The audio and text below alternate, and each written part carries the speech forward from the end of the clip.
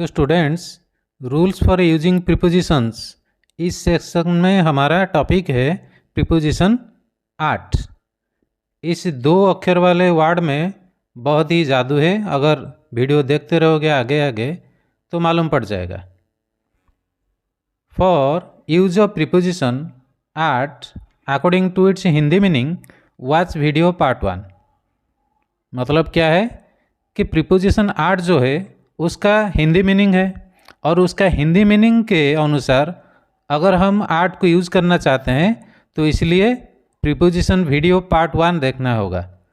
उसको अगर देखोगे तो 8 को अपने मीनिंग के हिसाब से हम अपने सेंटेंस में कैसा यूज़ करते हैं वो मालूम हो जाएगा।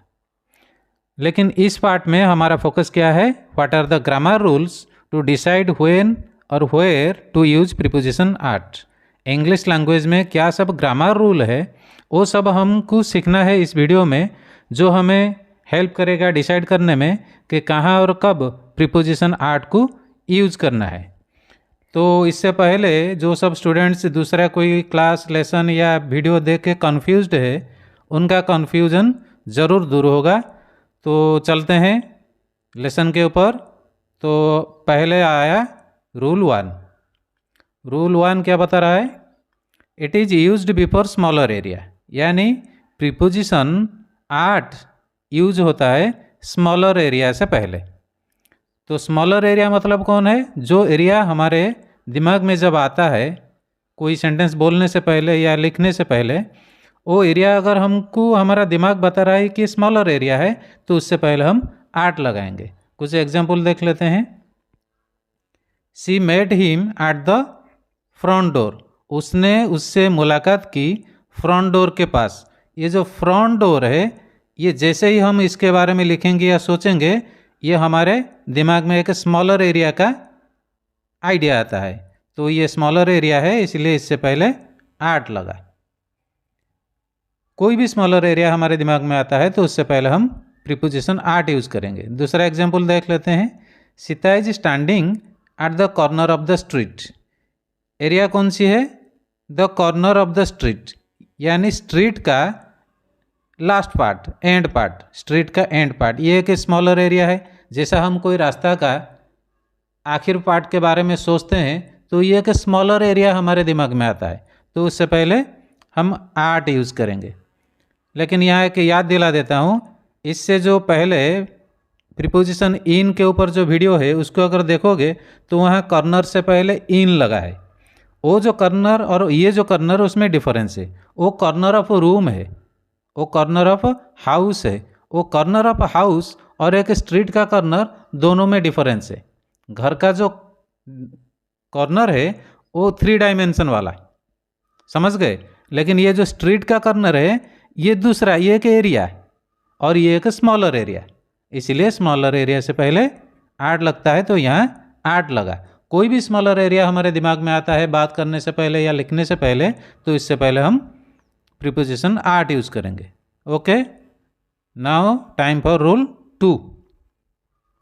It is used before exact point of place. इसका मतलब क्या हुआ, हम जो बात बताना चाहते हैं या लिखना चाहते हैं कोई प्लेस के बारे में, और ये प्लेस एक एग्जैक्ट पॉइंट ऑफ प्लेस है, यानी एक टारगेटेड प्लेस है, एक पर्टिकुलर प्लेस है जहाँ पर किसी का एग्जिस्टेंस हो सकता है। तो वही पर्टिकुलर प्लेस यानी टारगेटेड प्लेस, जिसको कहते हैं ग्रामर में एग्जैक्ट पॉइंट ऑफ प्लेस, उससे पहले हम प्रीपोजिशन 8 यूज़ करेंगे। तो कुछ एग्जाम्पल देख लेते हैं, समझ जाएंगे। 1 की तरफ देखो। Margaret works at the city hospital. Margaret काम करती है सिटी जनरल हॉस्पिटल में। तो मार्गारेट कहाँ काम करती है, एक पर्टिकुलर जगह में काम करता है। वो पर्टिकुलर जगह, वो टारगेटेड प्लेस क्या है, सिटी जनरल हॉस्पिटल। तो ये सिटी जनरल हॉस्पिटल एक एग्जैक्ट पॉइंट ऑफ प्लेस हो गया, समझ गए।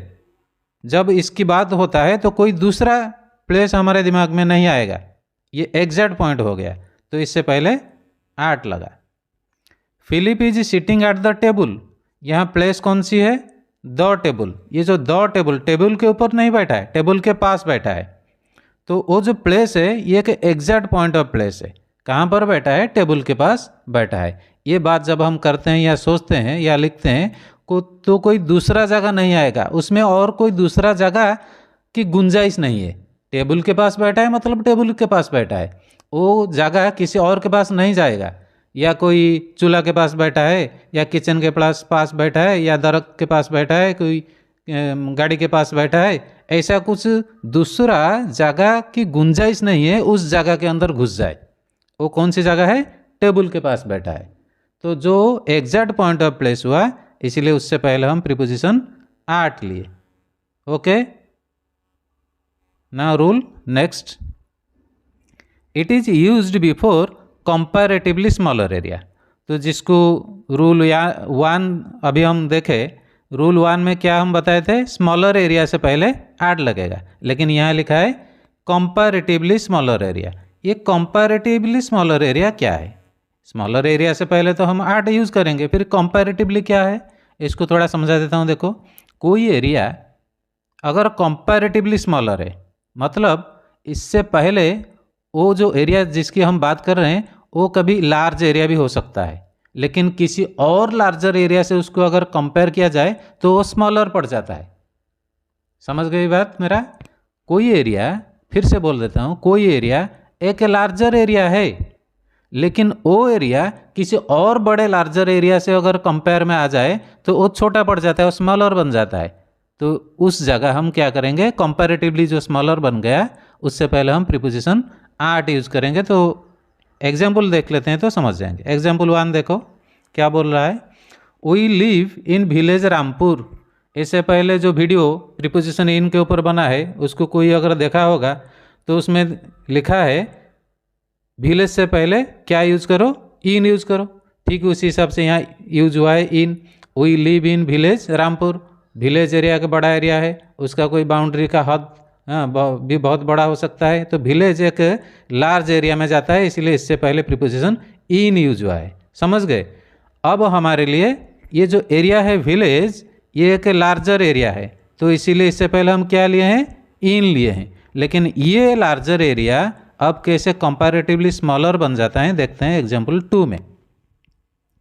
We live at village Rampur in Azamgarh district. तो देखो यहाँ विलेज रामपुर था, इससे पहले प्रीपोजिशन इन हुआ था, लेकिन यहाँ विलेज रामपुर है, लेकिन यहाँ प्रीपोजिशन आट यूज हुआ है, क्योंकि ये कंपैरेटिवली स्मॉलर है। किससे स्मॉलर है? आजमगढ़ डिस्ट्रिक्ट से। तो हमारा विलेज रामपुर आजमगढ़ के ज़िले में है। तो दोनों एरिया हम जब बात कर रहे हैं तो इसमें एक लार्जर है, एक स्मॉलर है। लार्जर कौन सा है? आजमगढ़ है, और ये जो रामपुर है ये स्मॉलर एरिया है in comparison to Azamgarh district. तो ये स्मॉलर एरिया बन गया। इससे पहले यहाँ था वो लार्जर एरिया, लेकिन यहाँ बन गया कंपैरेटिवली स्मॉलर एरिया। तो उससे पहले प्रीपोजिशन आट लगा, क्योंकि रूल क्या बोल रहा था?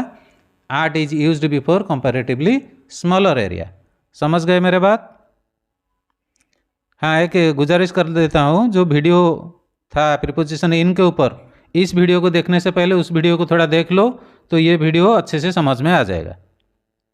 ठीक है, next rule, rule 4, it is used before exact point of time.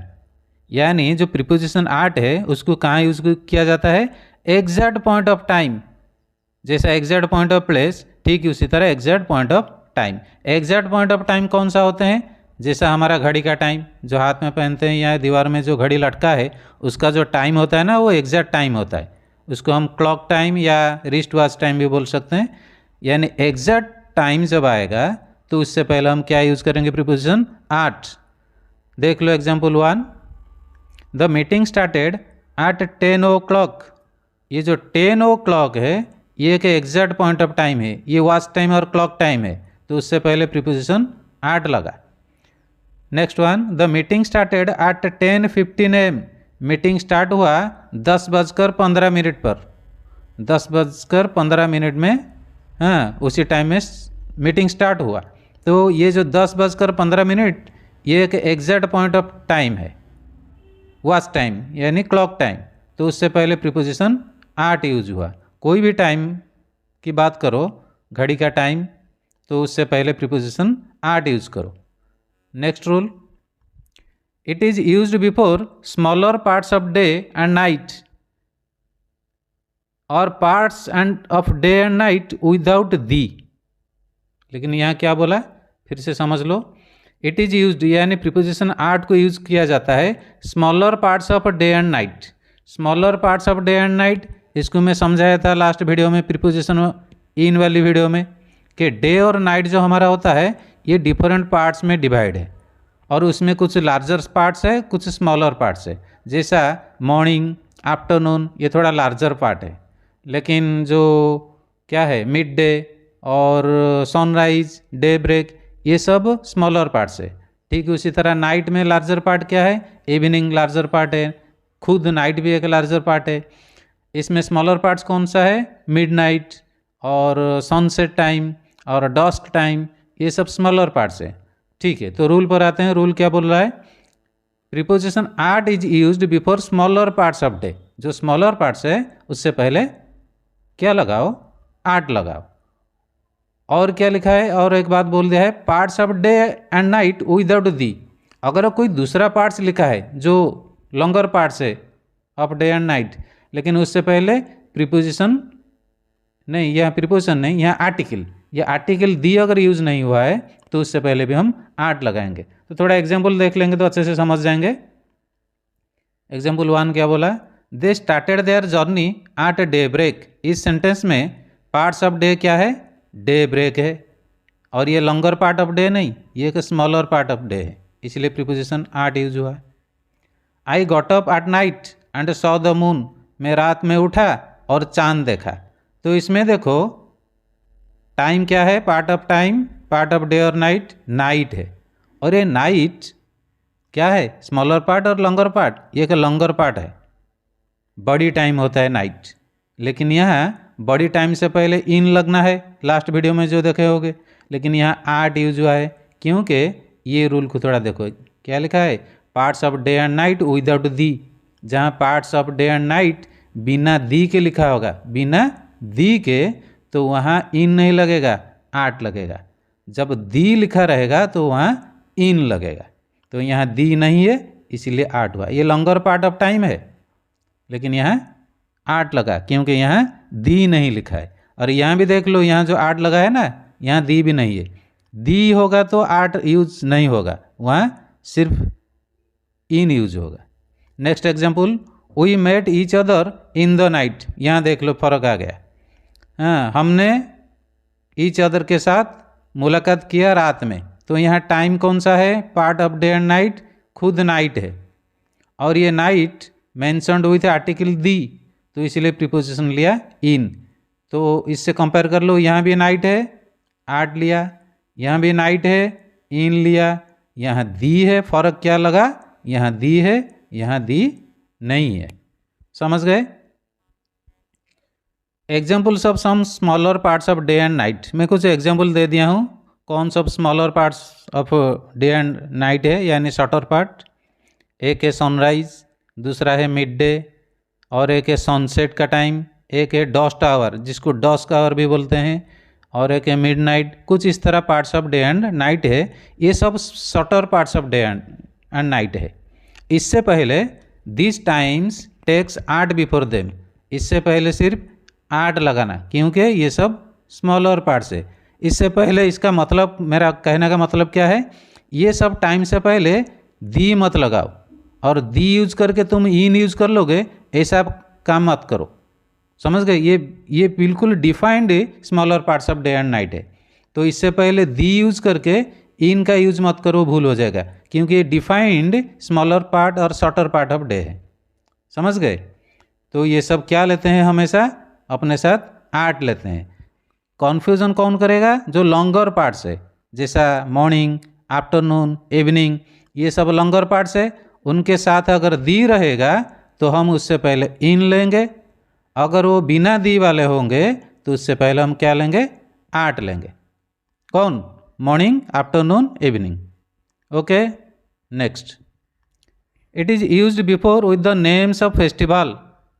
यानी प्रीपोजिशन आर्ट जो है वो यूज होता है किससे पहले, फेस्टिवल के नाम से पहले। फेस्टिवल समझते हो, त्यौहार जो सब होते हैं, त्यौहार के नाम से पहले आर्ट यूज करो। तो थोड़ा एग्जांपल देख लेते हैं। We are having a feast at Diwali. हम एक फीस्ट करेंगे। फीस्ट समझते हो, भोजी, हैं, पिकनिक हम करेंगे कब करेंगे? दिवाली के दिन करेंगे। ये दिवाली के फेस्टिवल का दिन होता है। तो फेस्टिवल के दिन है, लेकिन दिन से पहले यानी डे से पहले ऑन लगता है, लेकिन यहाँ ऑन नहीं लगेगा। ऑन वीडियो मेरा देख लेना है। लेकिन ये जो दिन है, डे है, ये एक फेस्टिवल है, इसलिए यहाँ ऐड जाएगा। अगर कोई कॉमन डे होता तो उससे पहले क्या लगता है? ऑन लगता। ऑन वाला वीडियो देख लेना।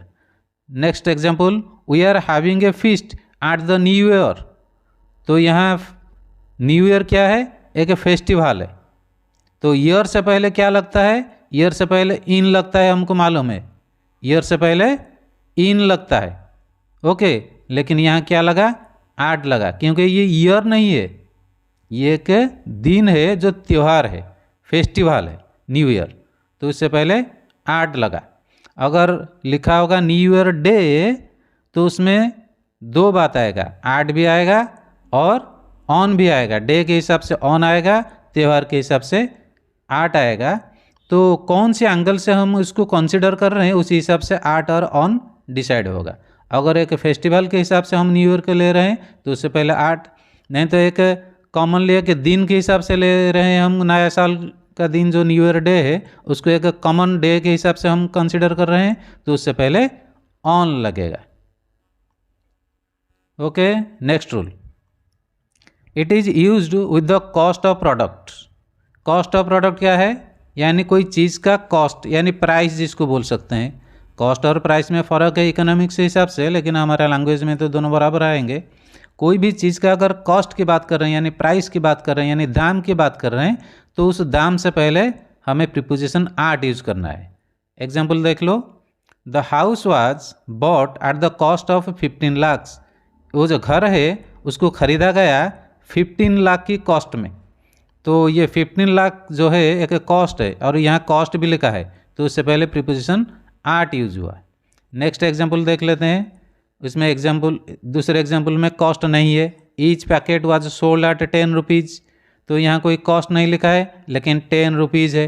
हर पैकेट का कॉस्ट कितना है? 10 रुपीज़ है। कॉस्ट तो नहीं लिखा है, लेकिन ये कॉस्ट है 10 रुपीज़, तो इससे पहले प्रीपोजिशन आट आया। तो ज़रूर कन्फ्यूज़न दूर हो गया होगा। प्रीपोजिशन ही ऐसा एक चैप्टर है जो कन्फ्यूज़न से भरा हुआ है, लेकिन मेरा कोशिश है आप लोगों का कन्फ्यूज़न बहुत सारे दूर कर दूं। और जो कन्फ्यूज़न आपके मन में बाकी रह गया, जब फिक्स्ड प्रीपोजिशन की सेक्शन में शुरू करूंगा उसका सीरीज, उससे कन्फ्यूज़न बिल्कुल 90% दूर हो जाएगा प्रीपोजिशन को लेके। Okay, thank you.